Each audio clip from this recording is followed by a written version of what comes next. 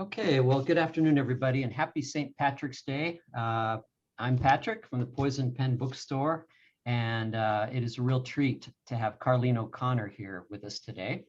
And she's going to be talking about her books, in particular, this new book, Murder in an Irish Bookshop. Very apropos. Welcome, Carlene. How are you? Thank you. I'm great. And happy St. Patrick's Day to both of you and everybody out there. Yeah, and Barbara's tuning in from home, from her home library today, it looks like. Yep. Yeah. I'm having library envy, I must admit. That looks gorgeous. It's pretty incredible, isn't it? Wow. I'm actually wearing green, but for some reason, the light I've got on, I have to hold it up close because I just love this bracelet. This is my Irish bracelet from County Mayo, which has Irish beading and clovers and the whole bit. And I'm wearing my wonderful quilted jacket from the same Abbey, but it looks gray in this. So, but anyway, I'm in green, so nobody can pinch me. That's right. Just to get this out of the way, Carlene has been kind enough to sign a bunch of them in green ink.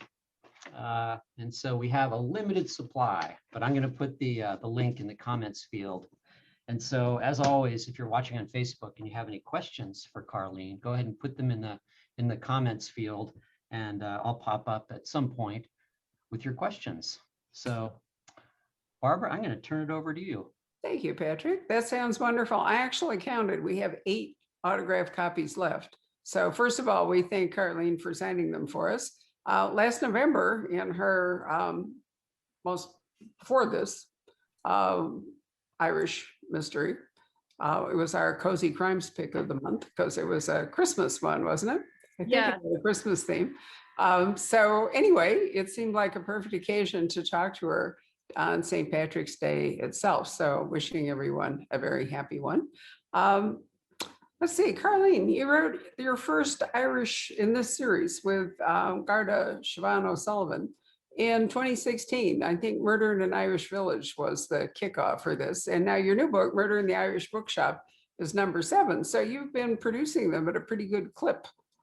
I know when you were doing the math, I thought, could that be right? Because there are 7 up. But yes, there have been a few years that they wanted a special one, perhaps for Christmas, just like the Murder in an Irish Christmas. So 1, sometimes 1.5, sometimes 2.5, believe it or not. Well, I counted. You'd also, am I right in thinking you wrote 3 other mysteries in a different series, but also Ireland based? 2 others so far. It's the Home to Ireland series. So there's Murder in Galway and then Murder in Connemara. Got it. Well, unfortunately, I've been to both places and they'd be fun to talk to, so I'll try to read them. We might be able to show you some photos of a wonderful bridge in the village of Cong, in which if you're facing the Atlantic, if you look to one side, you're in County Mayo, and the other side, you're looking at Galway. Have you had a chance to, I think it's called the Wild Atlantic Walk. Do I have that right? The Wild Atlantic Way, yeah. That's it, right. Have you done that? I have, not the entire drive, but I was fortunate enough that I brought my father to Ireland in 2019 in the fall, just thank goodness, without us knowing that we'd soon be under lockdown for the next year. And we stayed in Connemara because I was researching for Murder in Connemara.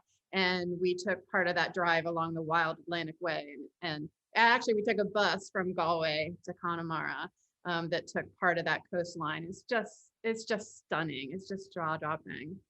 It truly is. Actually, we've traveled all over the world, and I have to say the most terrifying driving we ever did was in Ireland. They won't give you have to buy special car insurance if you rent a car because your regular credit card insurance carriers refuse to cover you because the results are so tragic. And I still remember outside the city of Galway, we were driving along what seemed to be a road. Yeah, we didn't look any worse than any other road we'd been on in recent. And suddenly we ran into a bulldozer and a bunch of other equipment. And the guy looked at my husband and said, we're actually building this road, so you need to back up. So Rob had to reverse for like several miles. And honestly, we couldn't really tell the difference, between it's the little tiny, they're so narrow. And then with the rock walls, they're so unforgiving. They're even worse than English hedgerows, because at least in the hedgerow, often it's a living thing and you have a chance if you go off that the tree will bend, but in Ireland, it's rocks.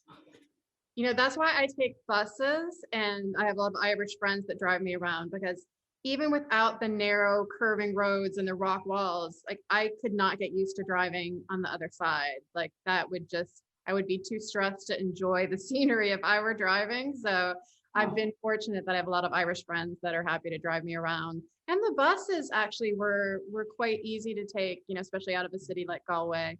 And I thought the bus driver was just like almost a superhero, how she could take these curves with this giant bus, like it was nothing. It's just like, wow, I would be a basket case, but I'm not a confident driver as it is, so I let other people do that. Well, Especially it is a little unnerving. I admit that in Northern Ireland, I think all of the driving we've done has been in buses. Mhm. Excuse me, from Belfast up to the Giant's Causeway and, the famous bridge across the complete chasm. And then recently they've had a tremendous boom in tourism because of the Game of Thrones. And so people go there, because they did a lot of filming in those Irish provinces. And so they've had a huge tourist boom. And the roads that were empty before are now full. Yeah. But anyway, that doesn't really have anything to do with what we're going to talk about. What prompted you? I will reveal that, Carlene is living in Chicago, which is my hometown. Who is it? I didn't realize. Yeah, I grew up in Winnetka, not actually in the city, but in the northern suburbs, which I don't remember is particularly Irish. In fact, they weren't Irish at all. So what inspired you to make Ireland the landscape for your two different series of books?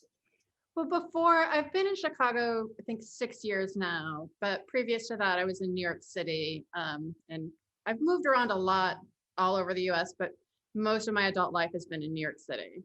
And starting from my early experiences there, I had lots of Irish friends. Now I do have my great grandmother is Irish, came over from Ireland, and so I have that on the maternal line. And even on my dad's side, we did the DNA, and it's like 74% Irish background. But it was really my Irish friends in New York City and hanging out with them and just kind of falling in love with their personalities and the lingo and the music and the jokes. And I just always felt welcome in any New York City Irish pubs. And you felt like you were a friend, kind of like that Cheers phenomena, but the Irish version. And then had an Irish boyfriend, and he took me to his hometown, and I just fell in love with it. Like I didn't even know you could fall in love with a town until I fell in love with Kilmallock, Ireland. And so I had been writing, but not murder mysteries. And my editor called me up one day and he said, "What do you think about writing a mystery series for me set in England?" And he really threw me, and I said, honestly, I wouldn't know how. Like I had been to London like for a week, but that was about it. And I paused for a second and I said, but I could set it in Ireland. And I just kind of waited, and he loved it, and it just took off from there. So by the time that I was contracted to write the series, I was thrilled because I knew immediately that I wanted to use this town of Kilmallock that I had fallen in love with and the people I'd fallen in love with. It's a medieval walled town. And so they have the original stone walls. They have a town castle. I think I made this joke last time. I just can't stop myself. Like I grew up with a White Castle. So I was like, you have a town castle? I was so jealous. Beautiful ruined Dominican priory, collegiate church from the 1800s. Like the town is just beautiful and not a touristy town, which surprises me. So when I was contracted for the series, I was just thrilled. I was just thrilled to be able to use the town. And of course I fictionalized it, and it has become its own because, I don't want people in this beautiful, lovely town where no murders occur to think that I'm representing it in that way. But it's been great inspiration. You call it Kilbane in the books. Where is it? I mean, the real town, is it in County Cork? The real town's actually in County Limerick, but up towards the border between Limerick and Cork. So I knew I could just push it up a little bit. Like a lot of my friends that grew up in Kilmallock actually live in Cork now. So it's right on the border. Got it. Right. Limerick actually has the city or the town itself has a really distinguished literary history. There's a hotel there, I'm sure. My first trip to Ireland was planned for me by John Connolly, who is a wonderful author, lives in Dublin, been a good friend, visited us many times in Scottsdale. And I've said this before, but it's really cute. My husband was somewhat dubious about John's ability to plan a trip for me because at my age, I'm not really big on roughing it. So Rob thought, And so the first place we landed in Shannon and got our car. And Rob loves to drive on the wrong side of the road, as we would say, on the left. He's fine with that. So anyway, we drove north, and as we pulled into the drive and towards Ashford Castle, Rob smiled at me. He said, "Going to be okay." Yeah. But John put us in a hotel in Limerick, which has a bar, dining room, I think, or maybe it's the bar that is all photographs of famous Irish authors that, have been there. There's a racetrack right across behind the way from the hotel behind it, I think. So I've always thought of Limerick next to Dublin as being a real literary center for Ireland. I actually think of all of Ireland that way, but especially places probably like Limerick and Dublin, and even in Galway, they have some lovely bookstores in Galway that are fun to explore. They absolutely do. So let me ask Patrick, do you think you can show the photos, or are you going to, did I make this too hard for us to do that today? Not sure he's there. He may have stepped out for a minute because I did take some photos of a real Irish bookshop in the village of Cong, which is right on the border between County Mayo. Oh, there he is. Okay. I'm here. Sorry, I was Oh, it's okay. multitasking with Rob. I know. Yeah. Both of us spend our time multitasking, right? Give me just a second here. I'll bring them up on the screen for you. I thought it'd be sort of fun. Yeah. Because they're small. The ones that I visited are relatively small and have a lot of personality depending on the village and the owner and the patrons. And so they're really fun. Okay, so that's a selection. You can see Yeats and Seamus Haney. And that was a little selection of Irish authors. I just wish I could pop myself in there. Yeah, and that basically is for tourists, as you can see, who are doing the Wild Atlantic Walk. And they had a lot of maps and other wonderful books. And there is a welcome to the island of Cong. It's the river runs into the loch behind Ashford Castle and then wanders on its way west. It's a beautiful walk to it, but there's a happy little bridge where you can cross over. Is that the River Shannon? No, it's the Cong, actually. And it's showing you the fish that are living in there. And I love this. I put this on Instagram today that March 17th, today, St. Patrick's Day, is the opening of the trout fishing season in the River Cong. Oh, wow. Yeah. I did not know that either. That's great.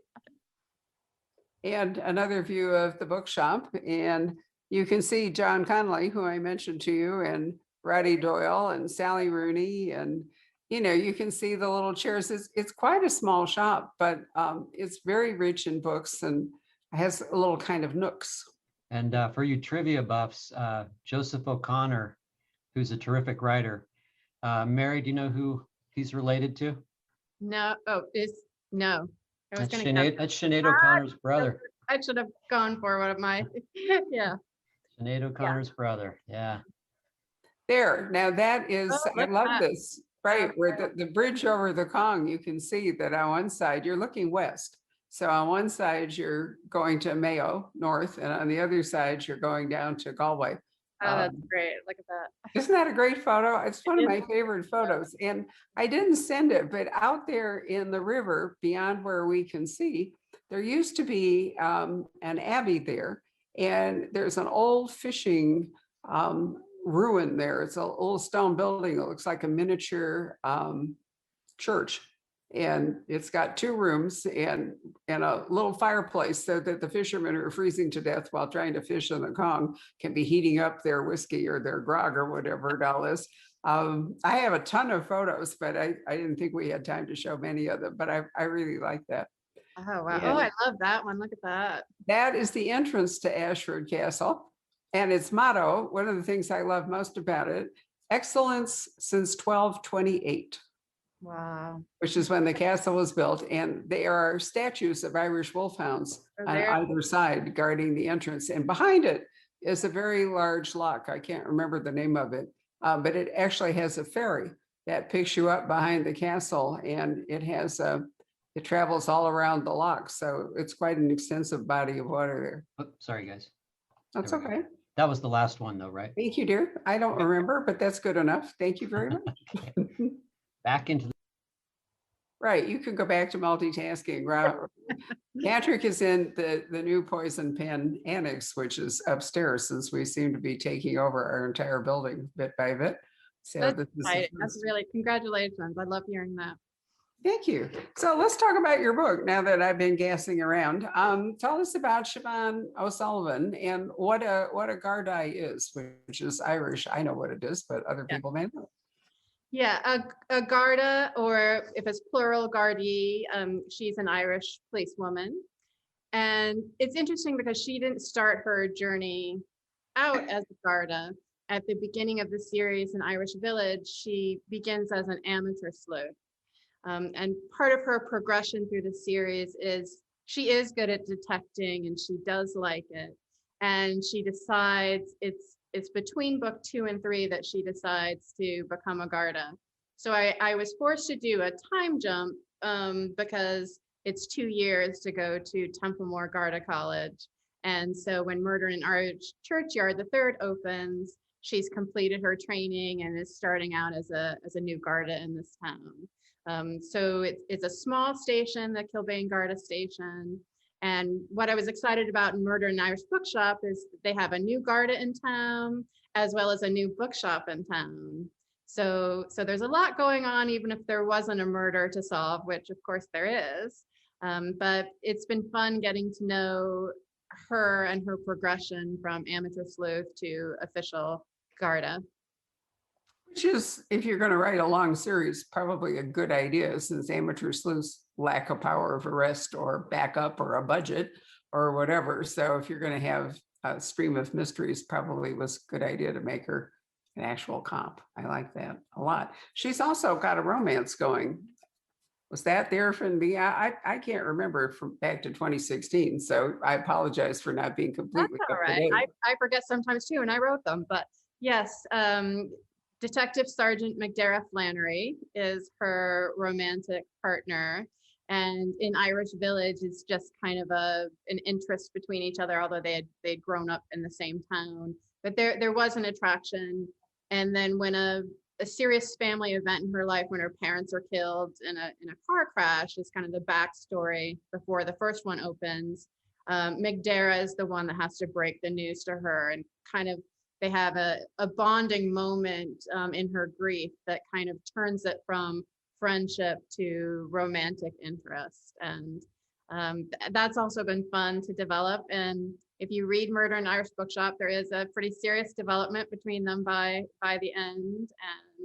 And it's exciting. It's exciting to see. And they feel so real to me that sometimes I forget they're not.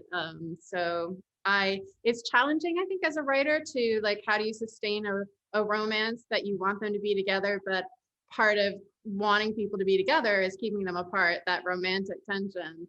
And of course, it's not the primary focus. The mysteries are always the focus of each book.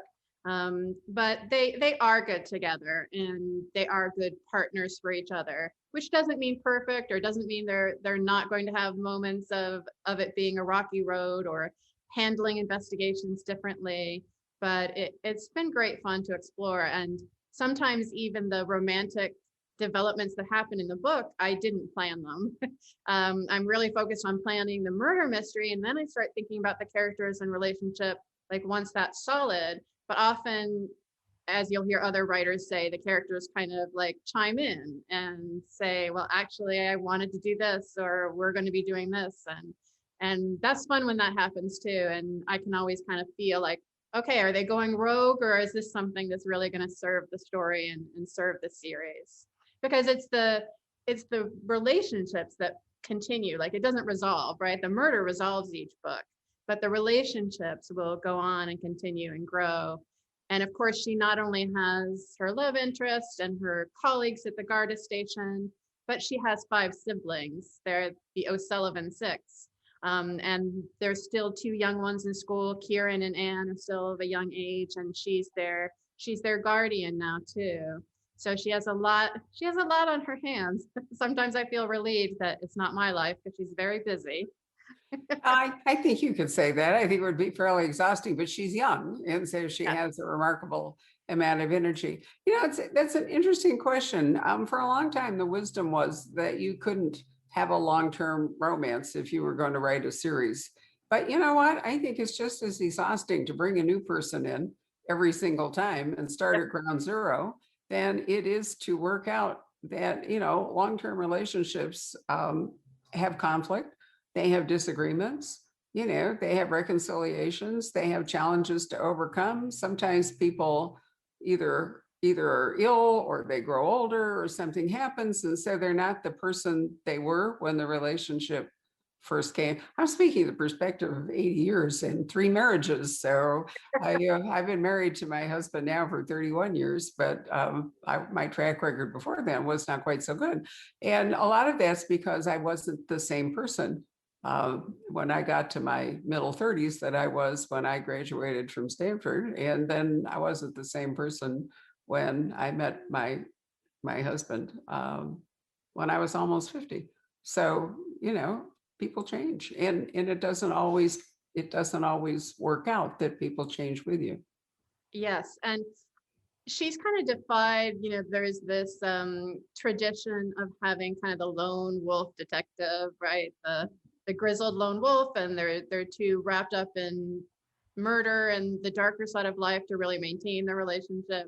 So even at the beginning, starting out with having her have this big family in this small town and all these can kind of overwhelmed with relationships, I thought, oh, is this, is it only the lone detective that works in a series? But I've really found now I just could not imagine her without her brood, without McDarrow, without all the regulars in the town. So it's fun to kind of look at things that have been done that can work really well, but then also say, you know what, this works well too. And she's challenged by all the people that she has to kind of juggle in her everyday life. And I think that also makes her grow, not just as a Garda, but as a person.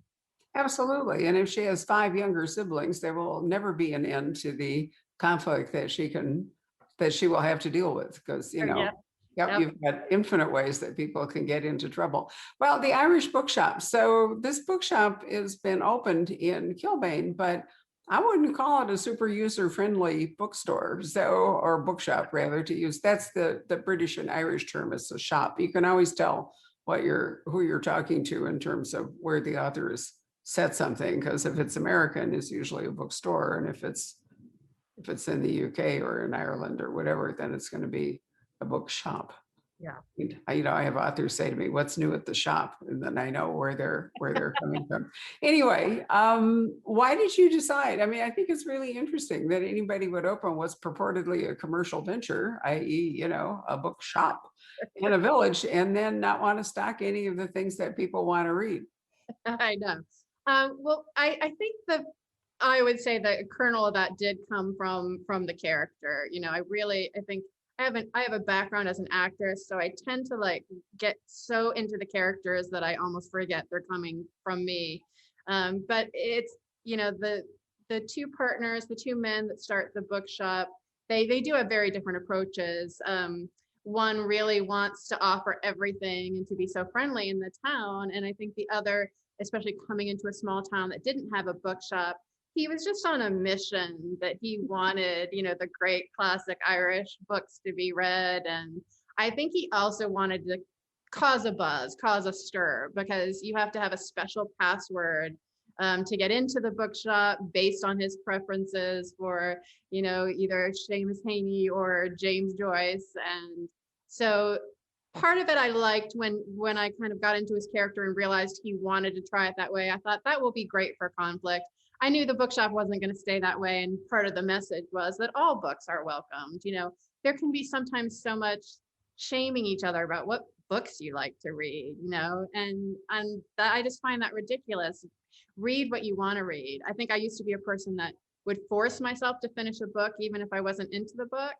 And then I got to a point where like life's too short for that. Read what you love to read. So part of it, I think for me, I wanted that message that, all genres are welcome and should be equal. And there's no shame in whatever books you want to read. So in order to kind of make that progression, I started him on the other end of the spectrum, so that by the end, everybody's convincing him that, okay, if you want to sustain your business, we want mysteries, we want romance, we want all sorts of books in this bookshop.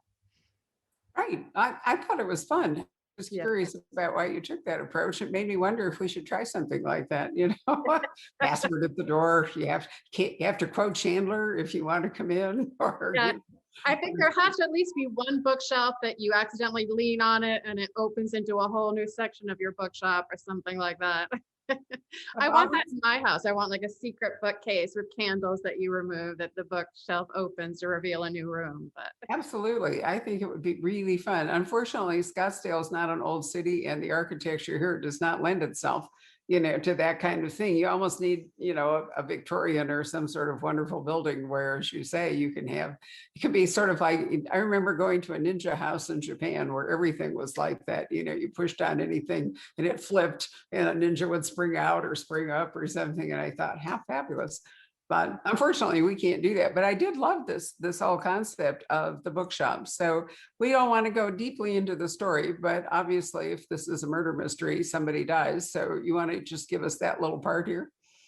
yes, so once the bookshop opens, the owners decide to host some visiting Irish authors to kick off the opening of the bookshop.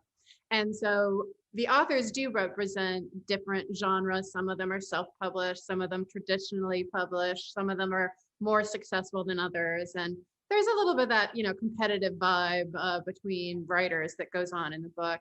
And one of them that's especially kind of churly with the others, Deirdre, is soon found dead in the bookshop and pages of her own book stuffed in her mouth.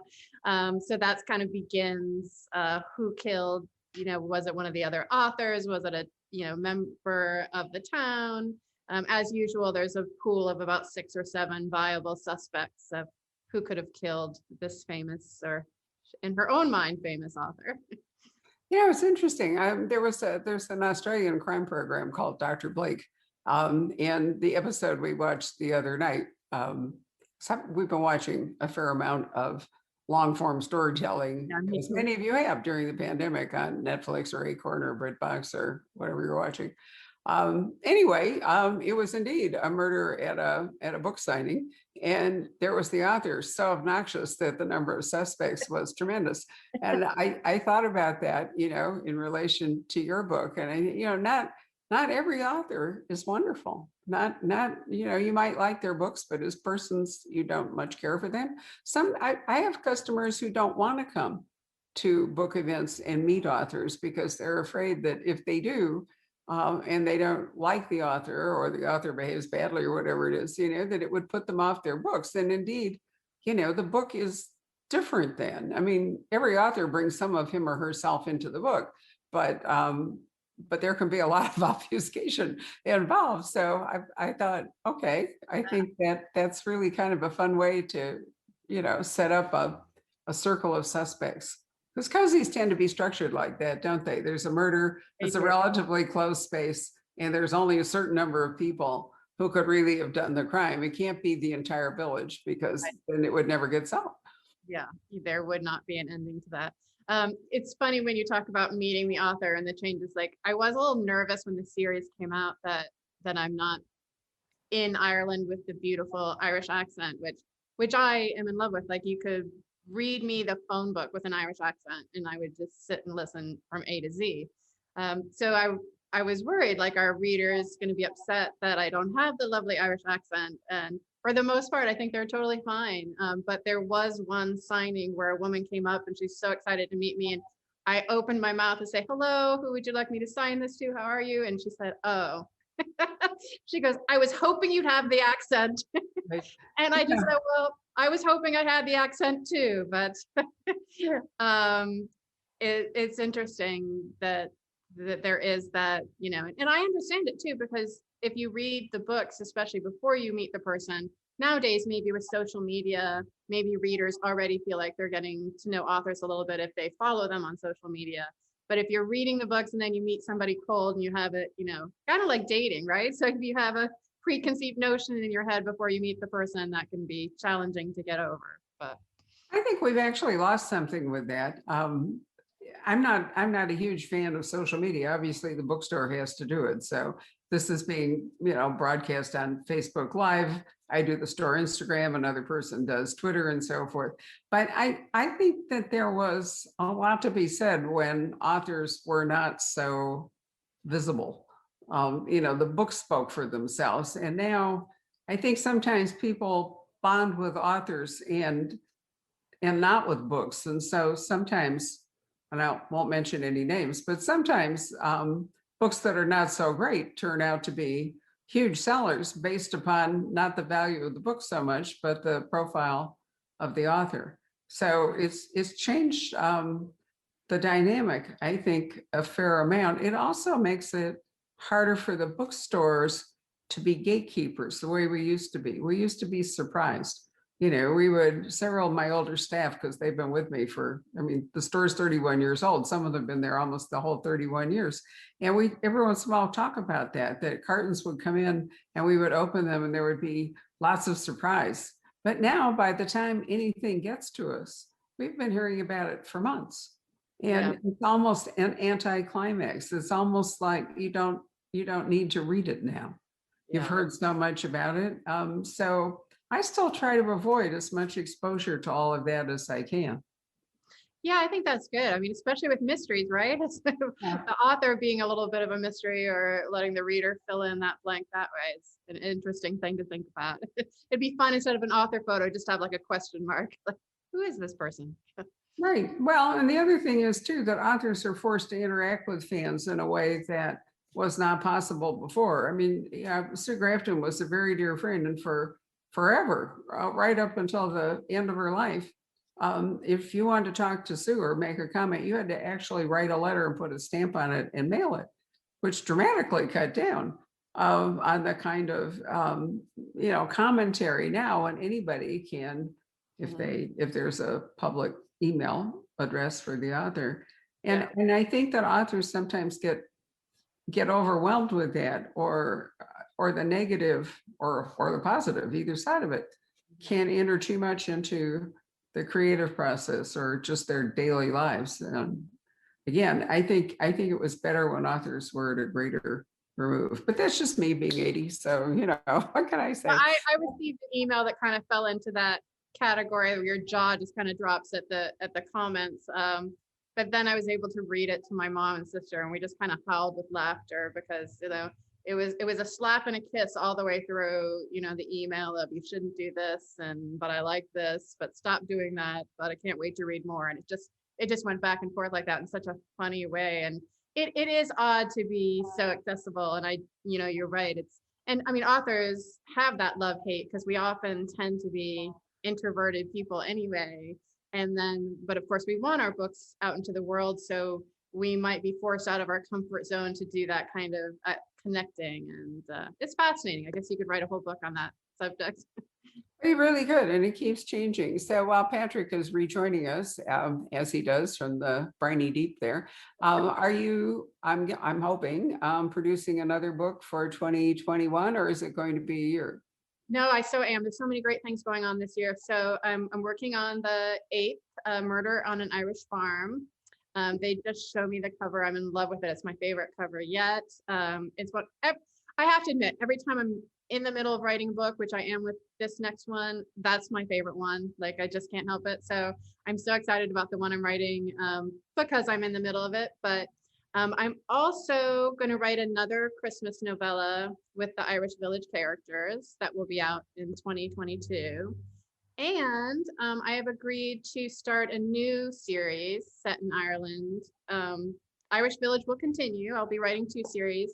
And this one I'm happy about. It's going to be a female James Harriet type traveling country veterinarian. So it will go back to the challenge of an amateur sleuth, but she has a law background as well, sort of veterinary medicine background. And I haven't started that yet, but I'm very excited about the concept. So I have a lot on my plate this year and eager to get to it as well. Sounds wonderful. Well, I'm sure your fans are delighted to hear all that good news. Patrick, are you there? Or there you are. Yeah. This is great. Yeah, there are some really good questions. Larissa asks, what are some of the places in Ireland you haven't gone to yet, but that are still on your bucket list? Great question, Larissa. Top of the list, I think for me is Donegal. I have some good friends from Donegal, and I've just heard incredible things about it. I was close to Donegal when we were up in the northern part of Connemara, but every time you go, like, you have the choice between, do I really stay and kind of get to know this little area I'm in, or do I do a little bit of everywhere? And I was with my father, and so we kind of agreed that, you know, really getting to know the places we were at were better than like exhausting ourselves. But Donegal's on the list. And then I also want to go to Northern Ireland because my great grandmother was actually from Ballymena. And so I want to check out Belfast. I want to check out Derry, and I want to go to Ballymena. And then I do want to, I know we're talking Ireland, but I do want to go to Scotland too. So now that we've been shut up for a year, I have so many places on my list. I just want to go everywhere. Yeah, Donegal is beautiful. I was, up there in 1999. And it's amazing how much has changed from what I understand in those 20 years, Changed how, Patrick? Excuse me? How has it changed? How have you? Well, I think that whole Celtic tiger, that prosperity bubble came to Ireland just after that. And I remember John Connolly saying something like, the Irish are horrible with money, so it didn't work out too well, or something like that. But some of those places in the West, we're still, even at that time, you get fresh soda bread and the milkman comes in the morning, and so it's kind of like, Mayberry with Irish accents. But also those little places, the Gael Talks, they call them, the little Irish speaking areas. I think that there have been a couple of good things, that there's been an increased interest in preserving the Irish language, which is great. But there's been unfortunately, a lot of corporate, factories and things like that, industries moving into Ireland for good or for ill. But Donegal is beautiful. I mean, all that, the music, the traditional music up there is incredible. Yeah. The Glen Columkill and there's a strong Alton and lots of different traditional music groups come from that area. Same with Doolin. Doolin's a neat I was going to say Doolin. When I was there with my father, our friend James that did a fabulous job of showing us around, as usual, was talking about Doolin and like, you got to go to Doolin, and it was on our list, but so that's also on the list as well. Larissa is Doolin for sure. And Skibbereen, I hear great things about Skibbereen. There's so many. I just want to go everywhere. Have you been down to the very bottom, the Blasket Islands and all that area? No, I've not been to the Blasket Islands, so. Or the Aran Islands? Making a list. Yeah. Yes, I did go to the Aran Islands, and what was funny is the first time I was there, and I was on Inishmore, the biggest island. First of all, it was hysterical because I was living in Queens at the time, and here I am in Ireland, like kind of happy to be away from Americans, right? And as soon as you get off the ferry, we took a ferry from Galway. I'm in this little cafe. I was starving, so first thing before exploring the island, I just gonna get a bite to eat. And then I sit next to a couple from Queens, literally like who lived like, I had never met them, but who we found out we lived like blocks from each other in Queens. So I'm like, what are the chances? So, but Aran Islands are beautiful. And when I was there, the tour guide was talking about how back in the day, there are 3 islands, And there used to be only just one priest and one Garda for all three islands.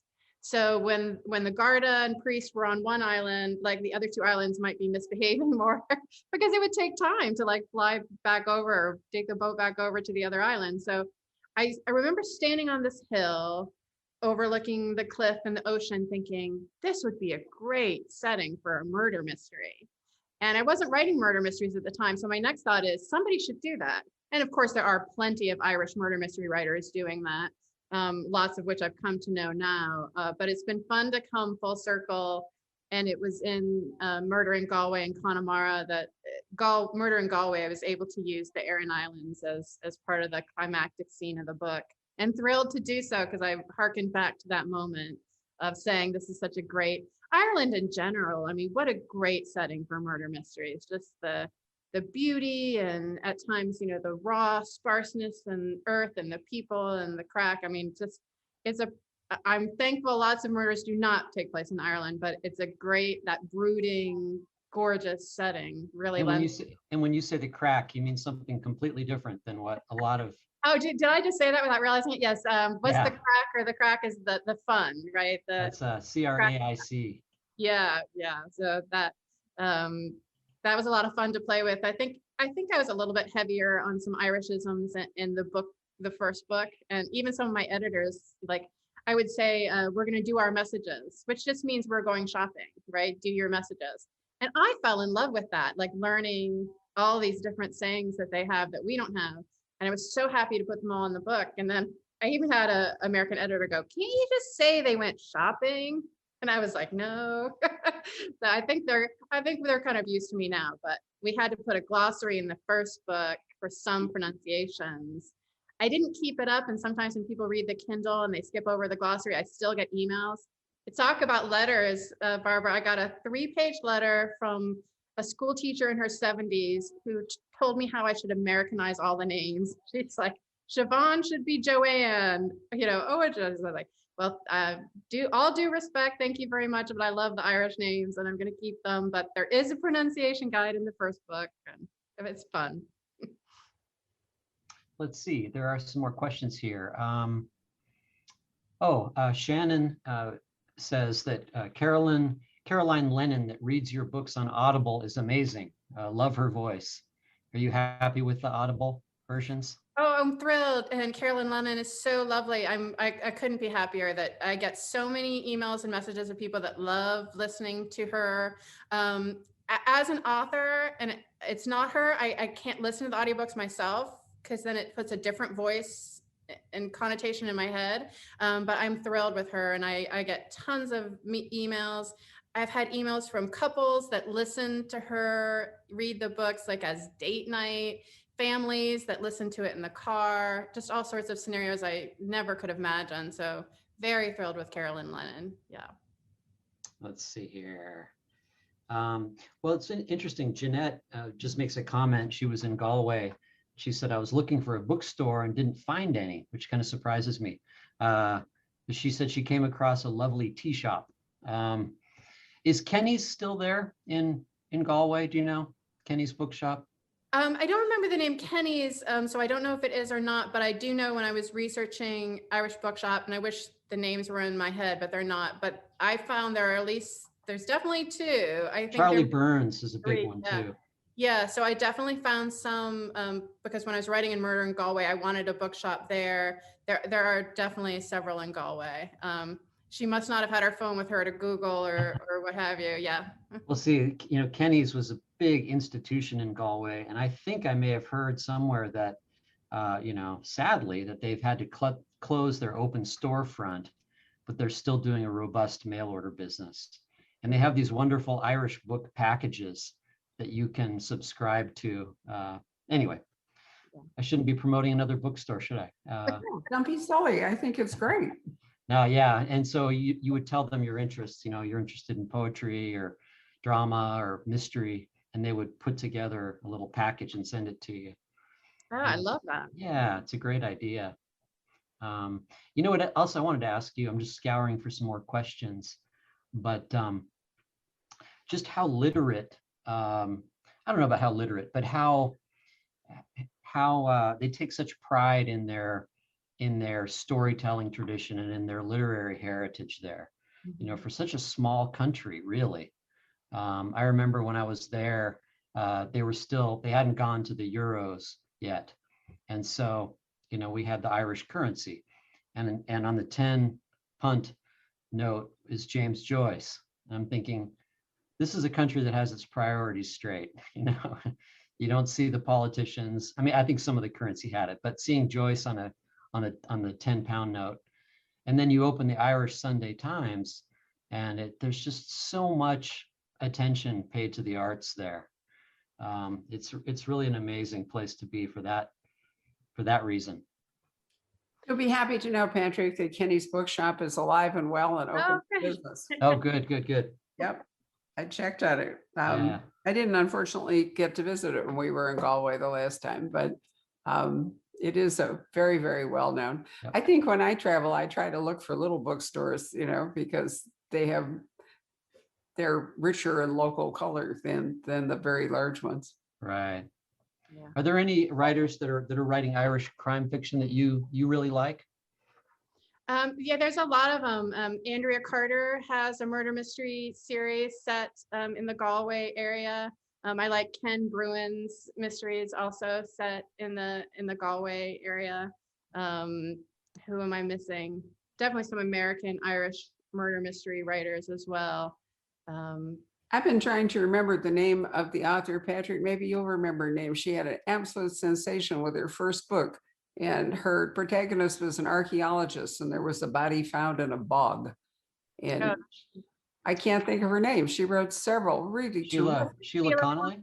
Sheila No. Con- Unfortunately, they've fallen. It's an M name. It'll come to me at some point, but she was just a sensation, and I don't know what stopped her, whether it was, How I think long ago? she was from Minnesota. But Oh, you remember? Spent some time. She came to visit us a couple of times, and she wrote several absolutely terrific mysteries set in Ireland with an archaeological theme, you know, where yeah. Ellie Griffith's wonderful book set in Norfolk with, in Cambridgeshire with Ruth Galloway remind me of those to some extent, because, you know, they're based in part, the mystery is about stuff in the ground, you know, Right. in an old country, that especially a country with bogs and so forth, where stuff in the ground has Yes. stayed in the ground and been preserved. It's a wonderful way I'll look it up while you ask her another question. Maybe my handy phone will tell me what I'm. Yeah, I mean, have to there's- say that, in Murder in an Irish Farm, it's my first one where they find bones from a victim 50 years ago in a slurry pit. So that's been fascinating to research. Yeah. Did you get up to Newgrange at all? No. Just north of Dublin? You should check that out as a possible location. That would be pretty neat. Oh wow. There's so many places. I mean, like every square foot is just, there's so much history there Yeah. for such a tiny place. And what's also funny, I don't know if you noticed, but the Irish sense of distance is very different from ours. You know, when you're driving around there, you know, you'll say, all right, well, how far away is Doolin? Oh, it's a long way. You know, it's like 10 miles up the road, you know, it's pretty funny. Yeah, but the driving is a lot more. It's harrowing. Yeah, and the speed in which you can move is dramatically less. And the roundabouts? Yeah, I mean, so 10 miles up the road could take you an easy 45 minutes or an hour. That's true. Especially if there's traffic or sheep or, you know, anything else. So I think when they talk about it being far away, Patrick, I think it's more in terms of time than it really is Possibly, in quite distance. possibly, yeah. No, We when had I to was get- Go ahead. when I was in Connemara, I have some friends that live and have an inn in Roscommon, and we were trying to see if we could meet up, and finally she messaged me and said, "Oh, the sheep are crossing. We're not going to be able to get there." I'm like, "Oh my gosh, you just can't make this up." And they're all spray painted with like different, Yeah, do you know why? why? So every farmer would have their own color. Oh. So if you see an errant sheep, you know who what farmer owns that sheep, depending whether it's purple or whatever color is the spray paint. So there's no sheep gang affiliation. Yeah. That's a better story, but yeah, It's basically branding. It was exactly, Yeah. exactly the same thing as branding, but you can't really brand a sheep because the wool grows right over the brand. So true. the only thing you can really do is spray the sheep. I read the same thing about the Irish fishermen back in the day. That's why they would have different colored wool sweaters, so that if unfortunately they were lost at sea, just, you know, just their sweaters bobbing up would identify the fishermen. We're getting some help here, Barbara, with, and I think Karen Alsip is coming to the rescue. It was Aaron Hart, wasn't it? That's it. That Yeah. is exactly it. Thank you Yeah. very much. Yes. And I thought those were the first three anyway, were fabulous. And I don't know why she stopped writing. I was really sad. I can't remember if it was a health thing or whether sometimes things just don't work out. You know, sometimes authors have so much to say and then that's Maybe it. she's writing under a pseudonym that we don't know about, which is always possible. Well, let me throw out a few others while I was searching. Adrian McKinney in Oh, Galway. I love, also. yes. Oh, yeah. I love it. Stuart Neville, who is wonderful. Brian McGilloway, who is not really published in this country, but we bring them over from the UK. Up We've in already Sligo. mentioned John Connolly and Ken Bruin. Liz Nugent has written a couple of very good books. Olivia Kiernan, Peter Tremaine. I love his medieval Irish. Sister Fidelma is like on book 37 or something. And they are set in, oh, I've actually been there. It'll come to me, the name of the capital of whatever the ancient kingdom is. Antana French, of course, and we haven't, Oh, yeah. Forget her. I haven't love. brought up. So, I mean, there really is an amazing amount of very good Irish mystery set in Ireland, really. Yeah. So, anything else, Patrick? Yeah, Meg asks, do you have a small village that you like to visit in particular? Can you go? Yes, that would be Kilmallock. Kilmallock County Limerick is my favorite. But I also love Adair. If you've ever been to Adair, it's really beautiful. I like Dingle and Killarney are adorable. And Kinsale is, Kinsale, yeah. Kinsale is wonderful. It's lovely. And getting there is a beautiful drive too. it really is, yes. Thank goodness I wasn't driving once again.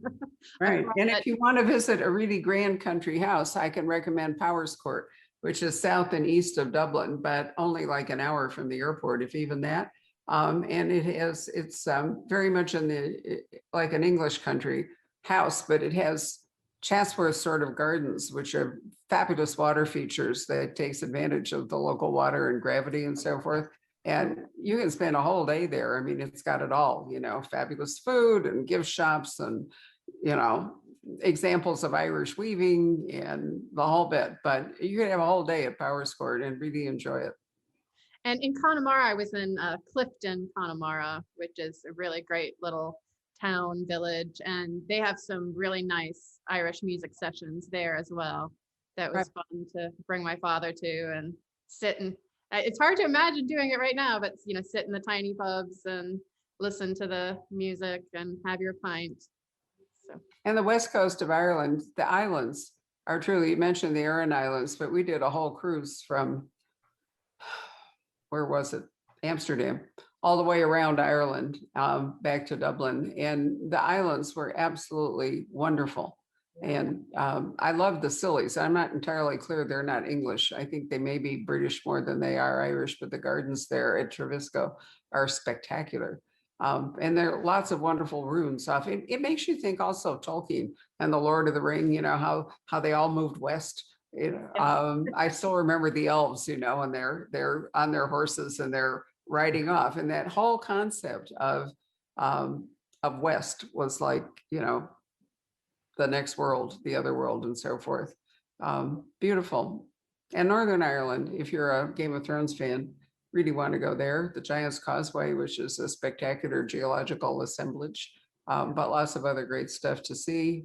You can buy Irish woolens, hand-knit patterns are amazing, quilts are amazing. Food is fabulous. Rob and I sat in a rock wall somewhere. I'm trying to remember one of the islands, and they had a little fish and chip cart, you know, and it was thronged. And then we sat on the wall and eventually we got our fish and chips and all, and it was like right out of the ocean. And there was a carpet industry there. I can't remember what, But these people, there were only three older ladies, probably younger than I am, so why am I calling them elderly ladies? But anyway, the last three living people that really understood how to use the machines. And it was a guy from Scotland who came and started this carpet industry in this village somewhere off on the northwest coast. I could look it up. And there are actually carpets in Buckingham Palace and other things that these people made. But now that industry has, been killed by modern weaving machines. So Ireland, like a lot of places, needs new industry to give people jobs. The same problem we have here, the same problem Biden's trying to address in coal country and other things. What can you bring to places where the old economies don't work anymore? We have that problem in Arizona. We had a lot of mining. So over in Globe and Superior, what are people doing? Or down in Bisbee. So it's a worldwide problem. You know what? This has been great. And I'm waxing philosophical, so I should quit. But it's been lovely to talk to you, Carlene. I know last time you were with us, I think, is this your first event with us? I remember the book, but is this No, the first the time? No. second. It is, right. And didn't John of ours? Yeah, he was That lovely. was it. Yeah, it last November. So anyway, it's really been a pleasure to get to talk to you myself, and always fun for Patrick to spend time with anything Irish, right? Well, it's Yeah. an honor for me. I really, really am going to make it to your bookshop as soon as we're all safely traveling again. Well, we would love to have you. I think everybody is ready for it. I didn't see it happening before fall, but if we're lucky, maybe we'll be able to go back to doing it this fall, depending on the vaccination rollout and other stuff. Anyway, let me wish you a very happy St. Patrick's Day, and the same to all of you who are watching this. A very happy St. Patrick's Day to you. And if you have not yet read Carlene's wonderful series, start with Murder in an Irish Village. There are 6 paperbacks and then the new hardcover, and you'll have a wonderful time. We even have some at the store, very few left over from people who've already bought them for reading today. So thanks, Patrick. As ever, you're a bet. marvelous host, and farewell. Thank you very Alright. much. Bye. Thanks so much, Bye. Carlene. Bye. Thank you. Kings River Life magazine now has a mystery podcast called Mystery Rat's Maze. Episodes consist of short stories and first chapters of mystery novels read by local actors. To listen to the episodes and subscribe to the podcast, go to mysteryratsmaze.podbean.com or find us on Apple Podcasts, Spotify, Google Podcasts, and more.